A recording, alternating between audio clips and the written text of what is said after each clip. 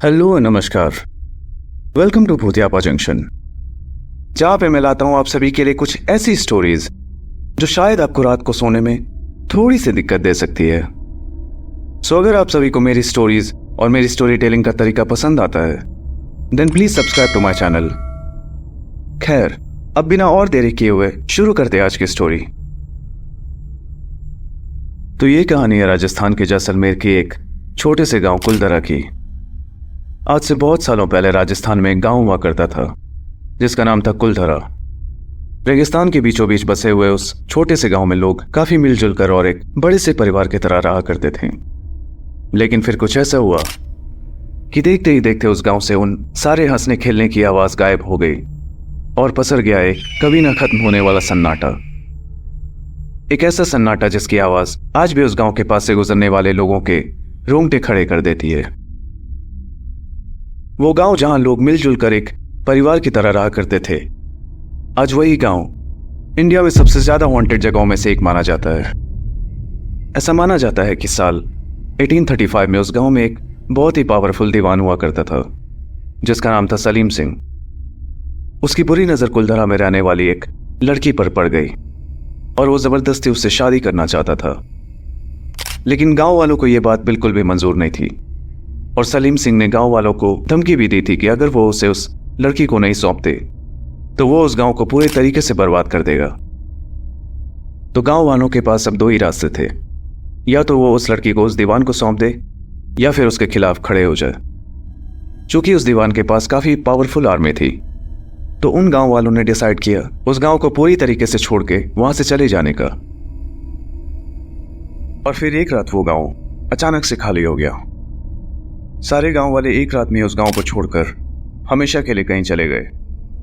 लेकिन जाने से पहले उन्होंने उस गांव को एक श्राप दे दिया कि यह गांव दोबारा कभी नहीं बस पाएगा और जो भी वहां रहने की दोबारा कोशिश करेगा या तो वो पूरे तरीके से बर्बाद हो जाएगा या तो उसकी मौत हो जाएगी। तब से ऐसा माना जाने लगा कि अब कुलधरा में उन्हीं गांव वालों की आत्मा भटकती है। वहां के लोकल्स ऐसा मानते हैं कि जब उन गांव वालों की डेथ हुई कुलधरा को छोड़ के जाने के बाद, तो एक एक करके उनकी आत्मा वापस उसी गांव में आकर बस गई। हालांकि बहुत सारे लोग कुलधरा से जुड़े हुए हिस्ट्री को बस एक मिथ मानते हैं and at present time Kuldhara एक टूरिस्ट प्लेस भी बन चुका है। लेकिन कुछ ऐसे भी लोग हैं जिन्होंने उस गांव में जाकर उस गांव के हिस्ट्री को चैलेंज करने की कोशिश की है और मैं बताना चाहूंगा कि यह उनकी लाइफ की सबसे बड़ी गलती बनकर रह गई। रितेश, जो कि बिहार से बिलोंग किया करता था और उसे बचपन से ही बड़े होकर इंजीनियरिंग करने का बहुत शौक था। उसे कोडिंग वगैरह में हमेशा से बहुत ही ज्यादा इंटरेस्ट था। तो जब उसकी 10th कंप्लीट हुई तो उसने पीसीएम सेलेक्ट किया और अपने घर के पास वाले स्कूल से ही अपने 11th और 12th भी कंप्लीट की। वो आईआईटी की प्रिपरेशन भी अपने बोर्ड्स के प्रिपरेशन के साथ ही कर रहा था, बट कोविड हो जाने के चलते वो उतने अच्छे से आईआईटी की तैयारी नहीं कर पाया, जिस वजह से उसकी रैंक उतनी अच्छी नहीं आ पाई जितना वो एक्सपेक्ट कर रहा था। इस चीज के कारण रितेश वॉज वेरी अपसेट, यहां तक कि उसने 2-3 दिनों तक खाना भी नहीं खाया था। तो उसके पेरेंट्स ने ये सोचा कि उसे आईआईटी की तैयारी के लिए राजस्थान की कोटा शहर भेज दिया जाए ताकि वो अच्छे से वहां मन लगाकर अपनी तैयारी कर पाए। जब इस बारे में रितेश के पेरेंट्स ने उससे बात की तो रितेश ने अपने पेरेंट्स को बताया कि वो ऑनलाइन कोचिंग के थ्रू भी अच्छे रैंक ला सकता है। उसके पेरेंट्स बहुत ही ज्यादा लिबरल थे और उन्होंने कभी रितेश को किसी चीज के लिए ज्यादा फोर्स नहीं किया था। तो उन्होंने भी रितेश की बात मान ली और वो भी जानते थे कि रितेश जो कि पढ़ने में बहुत ही अच्छा था तो जरूर वो अगले साल एक अच्छी रैंक के साथ अपना एग्जाम क्लियर कर लेगा। रितेश ने रिजल्ट निकलने के बाद 5-6 दिन का ब्रेक लिया था ताकि वो फिर से एक फ्रेश माइंड के साथ अगले साल की तैयारी शुरू कर दे। उन्हीं कुछ दिनों के अंदर रितेश को उसके बेस्ट फ्रेंड आयुष का भी फोन आता है और वो रितेश को बताता है कि वो अपने आईआईटी की प्रिपरेशन के लिए नेक्स्ट वीक ही कोटा जा रहा है और आयुष उससे भी कोटा चलने के लिए बोलता है। तब रितेश ने आयुष को सारी बातें बताई कि उसके पेरेंट्स तो चाहते थे उसे कोटा भेजना, लेकिन उसी ने जाने से मना कर दिया। ये सुनने के बाद आयुष फिर से रितेश को कोटा चलने के लिए परसुएट करने की कोशिश करता है। अब थोड़ा थोड़ा रितेश को भी कोटा जाने का मन होने लगा था क्योंकि उसका बेस्ट फ्रेंड भी वही जा रहा था। तो कॉल कटने के बाद रितेश तुरंत अपने पेरेंट्स के पास जाकर कोटा जाने की बात करता है। चूंकि उसके पेरेंट्स भी यही चाहते थे तो वो भी रितेश के इस डिसीजन को सुनकर बहुत ही ज्यादा खुश हुए और आयुष और रितेश ने तुरंत ही नेक्स्ट वीक की फ्लाइट बुक कर ली कोटा के लिए। कोटा पहुंचने के बाद उन दोनों ने वहां की एक बहुत ही ज्यादा रिनाउंड कोचिंग भी ज्वाइन कर ली, जिसकी क्लासेस अगले 5 दिनों के बाद ही स्टार्ट होने वाली थी। तभी आयुष के दिमाग में एक प्लान आया। चूंकि आयुष ने बचपन से ही कुलधरा के बारे में बहुत सारी कहानियां सुन रखी थी, तो उसने सोचा कि क्यों ना जब राजस्थान आ ही गए तो एक बार कुलधरा भी विजिट कर लिया जाए। वैसे भी उनके क्लासेस 5 दिनों बाद शुरू होने वाले थे, तो आयुष ने सोचा कि इन 5 दिनों में वो आराम से कुलधरा विजिट करके वापस भी आ जाएंगे। ये बात जब उसने रितेश को बताई तो उसने साफ साफ मना कर दिया, क्योंकि रितेश ने भी कुलधरा की कहानी सुन रखी थी और उसे इन सब चीजों से बहुत ही ज्यादा डर लगता था। बट अगेन अपने दोस्त के बार बार बोलने पर रितेश ने भी फाइनली इस बात के लिए हामी भर ही दी। फ्लाइट लेकर अगले ही दिन वो दोनों पहुंच जाते हैं जैसलमेर और वहां एक लोकल बस पकड़कर पहुंचते अपने डेस्टिनेशन पर, जिसका नाम था कुलधरा। उस गांव में एंटर करते रितेश को बहुत ही अजीब महसूस हुआ।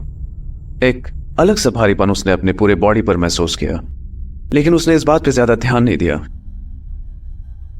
खैर, उन लोगों ने उस गांव में एंट्री ली थी दिन के अराउंड 3 बजे और उसे एक्सप्लोर करते करते उन्हें 3-4 घंटे लग चुके थे। हालांकि उस गांव में देखने के लिए बस एक जैसे बहुत सारे खंडर हो चुके पुराने घर ही थे, बट पता नहीं क्यों रितेश बहुत ही इंटरेस्ट के साथ हर घर को एक्सप्लोर किया जा रहा था। आयुष बहुत ही तेजी के साथ आगे बढ़ा जा रहा था और वहीं पर रितेश बहुत ही आराम के साथ हर घर को बहुत गौर से देखे जा रहा था, ऐसा मानो कि उसकी कुछ यादें हों उस गांव और उन घरों के साथ। खैर, वो दोनों साथ में आगे बढ़ ही रहे थे कि तभी उनके सामने एक बहुत ही पुराना मंदिर भी आता है, जो कि पुराना होते हुए भी काफी खूबसूरत था। तभी आयुष ने रितेश से उस मंदिर में चलने को बोला। आयुष ने यह बात बोली ही थी कि तभी रितेश ने जोर से गुस्से में आयुष को बोला, नहीं। आयुष को समझ ही नहीं आया कि अभी उसके साथ क्या हुआ। इतना शांत रहने वाला रितेश कैसे इस तरीके से बिहेव कर सकता है, और साथ ही साथ रितेश एक बहुत ही ज्यादा रिलीजियस इंसान भी था, तो इसलिए यह बात आयुष को और भी ज्यादा अजीब लगी। अब शाम के 7 बज चुके थे और सारे टूरिस्ट के वहां से जाने का भी टाइम हो चुका था, लेकिन वो दोनों उस गांव में इतना ज्यादा अंदर आ चुके थे कि उन्हें बाहर निकलने का रास्ता ही नहीं मिल रहा था। वो लोग अब भटक चुके थे। आयुष, जो कि इन सारी चीजों को इतनी लाइटली लिया करता था, उसी आयुष को इतना डर लगने लगा कि वो जोर जोर से चीखने लगा। और वहीं दूसरी तरफ रितेश, जो इन सारी बातों से इतना डरा करता था, वो एकदम शांत होकर चले जा रहा था। आयुष अब इतना ज्यादा पैनिक हो चुका था कि अब वो तेजी के साथ आगे बढ़ने लगा, बस इसी उम्मीद में कि कहीं उन लोगों को उस गांव से बाहर निकलने का रास्ता दिख जाए। तभी रितेश, जो उसके पीछे धीरे धीरे चले जा रहा था, वो अचानक से रुक जाता है और बहुत ही गुस्से से आयुष को पीछे से पुकारता है। आयुष अचानक से रुक जाता है क्योंकि उसे पीछे से जो आवाज आई वो रितेश की नहीं थी। ऐसा लग रहा था कि रितेश के गले से किसी और की ही आवाज आ रही हो। जब वो पीछे मुड़कर देखता है तो आयुष बुरी तरह से सहम जाता है। वो देखता है कि रितेश का पूरा चेहरा कुछ अजीब सा हो गया था। उसके पूरे फेस पे बहुत ही गहरे कट्स के मार्क आ गए थे और आंखें पूरी तरीके से वाइट हो चुकी थी। आयुष अपने फ्रेंड को ऐसे देखकर इतना डर गया कि वो वहां से हिल भी नहीं पा रहा था। वो उसे देखे ही जा रहा था कि तभी रितेश पूरी तेजी के साथ आयुष के पास आके उसका गला दबाने लगता है और बोलता है कि तुम्हें यहां नहीं आना चाहिए था। आयुष का गला पकड़ के रितेश उसे हवा में उठा लेता और जोर से उसे दूर फेंक देता है। आयुष को इस वजह से काफी ज्यादा चोट आ गई थी। वो डर और उस दर्द के मारे जोर से चीखने और रोने लगता है। रितेश दोबारा आयुष पर हमला करने ही वाला था कि तभी बाहर के 2 गार्ड्स दूर से दौड़ते हुए इन दोनों के पास आ जाते हैं। उनके आते ही रितेश बेहोश हो जाता है और साथ ही साथ वो आयुष को जख्मी हालत में भी देखते हैं। आयुष भी अपनी चोट के कारण अब बेहोश हो चुका था। वो गार्ड्स तुरंत ही उन दोनों को उठाकर उस गांव से पहले बाहर ले जाते हैं।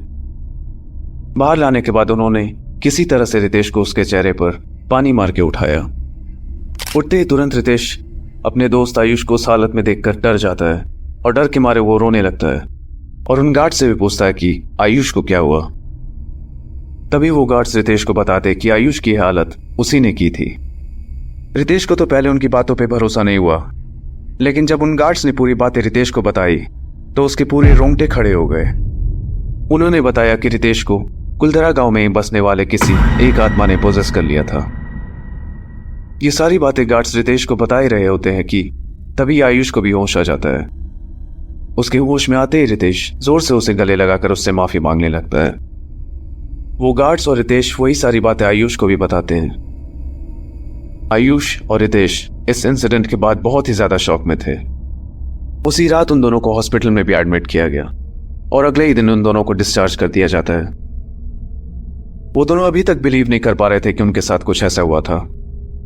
शाम की फ्लाइट से ही वो दोनों कोटा वापस आ जाते हैं और वापस आने के अगले एक वीक तक रितेश को बहुत ही ज्यादा हाई फीवर था।